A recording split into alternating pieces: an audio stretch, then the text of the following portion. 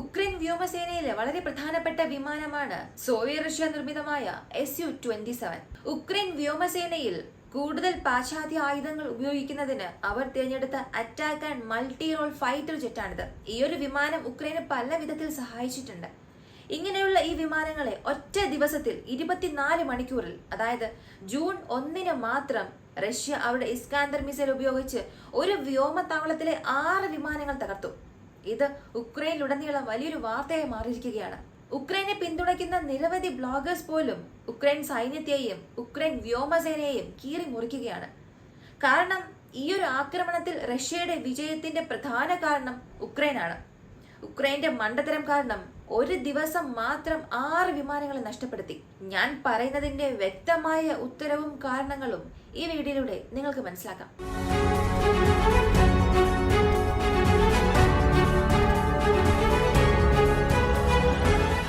മിൻകോവ് airbase ഉക്രൈന്റെ മുൻനിരയിലാണ് സ്ഥിതി ചെയ്യുന്നത്. ഒരു വശത്ത് കാർക്കീവ് മേഖലയും മറുവശത്ത് സുമി മേഖലയുമാണ്. ബോൾട്ടാവ മേഖലയിൽ സ്ഥിതി ചെയ്യുന്ന വളരെ പ്രധാനപ്പെട്ട വ്യോമത്താവളം. മുൻനിരയിൽ നിന്നും 90 കിലോമീറ്റർ അകലെയാണ് ഈ എയർബേസ് സ്ഥിതി ചെയ്യുന്നത്. റഷ്യൻ ആക്രമണത്തെ ചെറുക്കാനും ഉക്രൈൻ വ്യോമസേനയ്ക്ക് റഷ്യൻ എയർബേസിൽ ആക്രമണം നടത്താനും, പ്രത്യേകിച്ച് ബെൽഗ്രോഡ് മേഖലയിൽ ആക്രമണം നടത്താനും കൂടുതൽ ഉപയോഗിക്കുന്ന വ്യോമതാവളങ്ങളിൽ ഇത് പ്രധാനപ്പെട്ട ഒന്നാണ്. ഉക്രൈൻ യുദ്ധവിമാനങ്ങൾ ഈ എയർബേസിൽ നിന്നും കൂടുതൽ സ്റ്റോം ഷാഡോ മിസൈലുകൾ എടുത്തുകൊണ്ടുപോവുകയും ഉക്രൈന്റെ പൊസിഷൻസിൽ റഷ്യയുടെ ബേസസ് എവിടെയെല്ലാം ഉണ്ടോ അവിടെയെല്ലാം ഈ മിസൈലുകൾ വർഷിച്ച് റഷ്യയെ മുൻനിരയിൽ നിന്നും പിന്തിരിപ്പിക്കാൻ സഹായിച്ചത് ഈ എയർബേസ് ആണ്.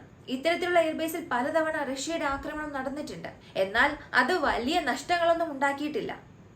ഇതുവരെയും ഡ്രോണുകൾ ഉപയോഗിച്ചാണ് റഷ്യ ആക്രമണം നടത്തിയത്. ചെറിയ ചെറിയ കേടുപാടുകൾ മാത്രമേ ആ സമയം ഉക്രൈന് സംഭവിച്ചിരുന്നുള്ളൂ. അതിന് പ്രധാന കാരണം ഉക്രൈന്റെ S-300 അവിടെയുണ്ട്. കൂടാതെ പാട്രിയോട്ടിന്റെ ചില യൂണിറ്റ്സും അവിടെയുണ്ട്. ഈ എയർബേസ് അത്രത്തോളം വളരെ പ്രധാനപ്പെട്ടതാണ്. കാരണം Su-27 വിമാനങ്ങൾ എന്നത് ഉക്രൈന് വളരെ കുറവാണ്. അതുകൊണ്ട് ഈ വിമാനങ്ങളെ നമ്മൾ നഷ്ടപ്പെടുത്തരുത്. കൂടാതെ F-16 വരുന്നതുവരെയും പടിഞ്ഞാറൻ നിർമ്മിത ആയുധങ്ങൾ വഹിക്കാൻ Su-27 ആണ് നല്ലൊരു പ്ലാറ്റ്ഫോം. Su-27 യുദ്ധവിമാനങ്ങൾക്ക് 2000 കിലോമീറ്റർ വരെ കൂടുതൽ പേലോഡുകൾ വഹിക്കാനുള്ള ശേഷിയുണ്ട്. ഈ ഒരു എയർബേസിനെ സംരക്ഷിക്കാൻ ഈ എയർബേസിൽ കൂടുതൽ ജാഗ്രതയും സംരക്ഷണവും ഉക്രൈൻ നൽകിയിട്ടുണ്ട്.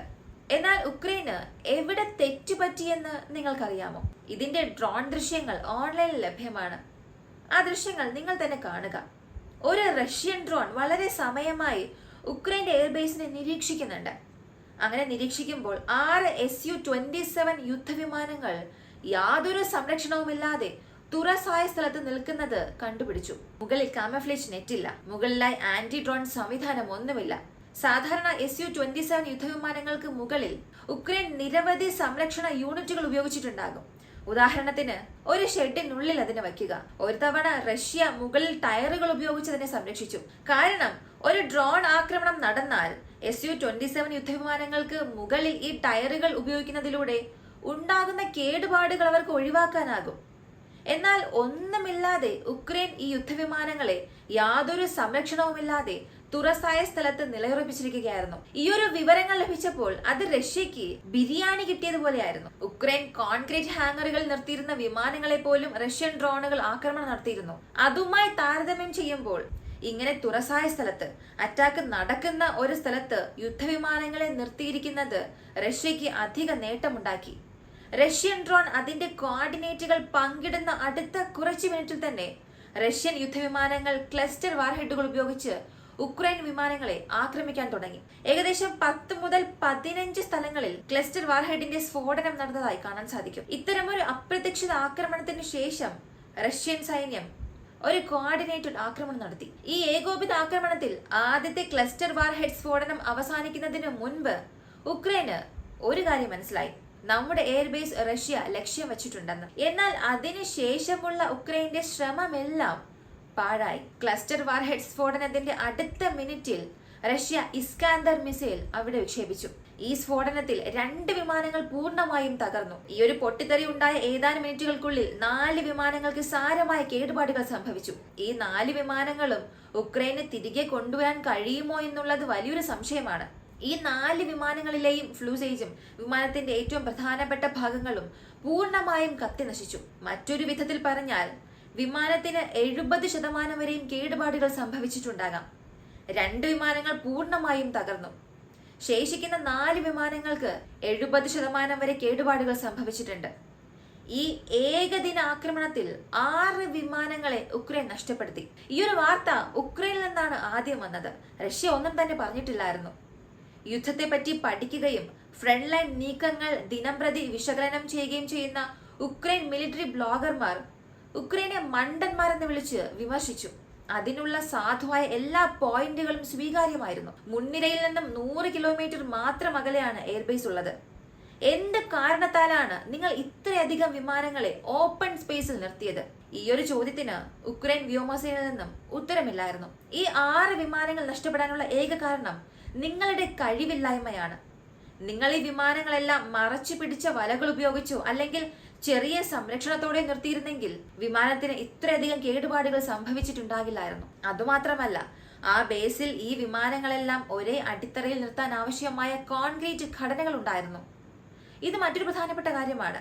അങ്ങനെ അതിൽ നിർത്തുന്നതിന് പകരം എന്തിന് ഓപ്പൺ സ്പേസിൽ കൊണ്ടുവന്ന് വച്ചു എന്ന ചോദ്യം വീണ്ടും വീണ്ടും ഉയർന്നു വരാൻ തുടങ്ങി. F-16 വിമാനങ്ങൾ എത്തുന്നതിന് മുൻപ് റഷ്യൻ സൈന്യം ഉക്രൈൻ വ്യോമസേനയെ ദുർബലപ്പെടുത്തണം.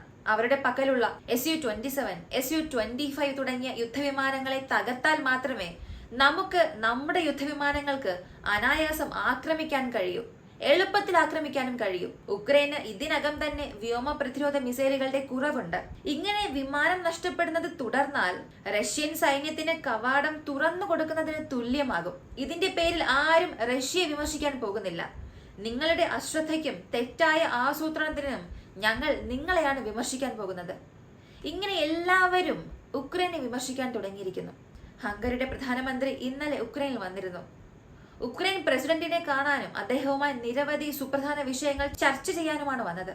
ഹംഗറി ഒരു റഷ്യൻ അനുകൂല രാജ്യമാണ്. യൂറോപ്യൻ യൂണിയൻ ഉക്രൈനെ സഹായിക്കാൻ ആഗ്രഹിക്കുമ്പോൾ, ഉക്രൈന് സഹായം നൽകുമ്പോൾ അപ്പോഴെല്ലാം അവരത് തടയും. ഉക്രൈനെ സഹായിക്കുന്നതിൽ നിന്നും തടയുന്ന ഒരു പ്രധാനപ്പെട്ട രാജ്യമാണ് ഹംഗറി. അങ്ങനെയുള്ള ഹംഗറി പ്രസിഡന്റ് ഉക്രൈനിൽ എത്തിയതിലൂടെ ഉക്രൈനിൽ പ്രധാനപ്പെട്ട ചില കാര്യങ്ങൾ സംഭവിക്കാൻ പോകുന്നു. പല യൂറോപ്യൻ രാജ്യങ്ങളും സെലൻസ്കിക്കെതിരെ സംസാരിച്ചു തുടങ്ങിയിട്ടുണ്ട്. മറുവശത്ത് UK-യിലെ ഋഷി സുനകിന്റെ രാഷ്ട്രീയ ജീവിതം വലിയ പ്രശ്നത്തിലാണ്. റഷ്യക്കെതിരെ നിലകൊണ്ട എല്ലാ രാജ്യങ്ങളിലും രാഷ്ട്രീയത്തിൽ അസ്ഥിരതയുണ്ട്. റഷ്യക്കെതിരെ നിലകൊണ്ട പല രാഷ്ട്രീയക്കാരുടെ രാഷ്ട്രീയ ജീവിതത്തിൽ പല ഉയർച്ച താഴ്ചകൾ സംഭവിച്ചുകൊണ്ടിരിക്കുന്നു. പക്ഷേ അതിനെല്ലാം പുറമെ അവരുടെ രാജ്യത്തിൽ അനുകൂലമായ തിരഞ്ഞെടുപ്പ് ഫലം ലഭിച്ചില്ലെങ്കിൽ പോലും അതിനും റഷ്യയ്ക്കും എന്തെങ്കിലും ബന്ധമുണ്ടോ എന്ന് പതിവ് പോലെ വീണ്ടും റഷ്യയെക്കുറിച്ച് സംസാരിച്ചു തുടങ്ങിയിരിക്കുന്നു. യൂറോപ്യൻ യൂണിയനിലെ പല രാജ്യങ്ങളും തങ്ങളുടെ രാഷ്ട്രീയ തീരുമാനങ്ങളിൽ റഷ്യയെ പിന്തുണയ്ക്കാൻ തുടങ്ങിയിട്ടുണ്ട്. ഏതാനും ദിവസങ്ങൾക്കുള്ളിൽ US തിരഞ്ഞെടുപ്പ് പൂർത്തിയാകുന്നതിന് മുൻപ് നിരവധി രാജ്യങ്ങൾ ഉക്രൈനെതിരെ നിലകൊള്ളും. US തിരഞ്ഞെടുപ്പിൽ ട്രംപ് ജയിച്ചാൽ റഷ്യ ഉക്രൈൻ യുദ്ധം അപ്പോൾ അവസാനിക്കും. ഇതിനിടയിൽ ഇത്രയേറെ നഷ്ടങ്ങൾ വരുത്തിവെക്കുകയാണ് ഉക്രൈൻ ചെയ്തത്. റഷ്യയുടെ വ്യോമസേനയ്ക്ക് പോലും ഒരു ദിവസം 6 വിമാനങ്ങൾ നഷ്ടപ്പെടേണ്ട ഒരവസ്ഥ വന്നിട്ടേ ഇല്ല. എന്നാൽ അവരുടെ അശ്രദ്ധ കാരണം ഉക്രൈന് വളരെയധികം നഷ്ടങ്ങൾ സംഭവിച്ചു. ഇതിനെ നിങ്ങൾ എങ്ങനെ കാണുന്നു എന്നുള്ളത് കമന്റിൽ പറയുക. വീഡിയോ ഇഷ്ടമായ ലൈക്ക് ചെയ്യുക, ഷെയർ ചെയ്യുക. നമ്മുടെ ചാനൽ ആദ്യമായി കാണുന്നവരാണെങ്കിൽ മറക്കാതെ സബ്സ്ക്രൈബ് ചെയ്ത് സപ്പോർട്ട് ചെയ്യുക. മറ്റൊരു വീഡിയോയുമായി വീണ്ടും കാണാം.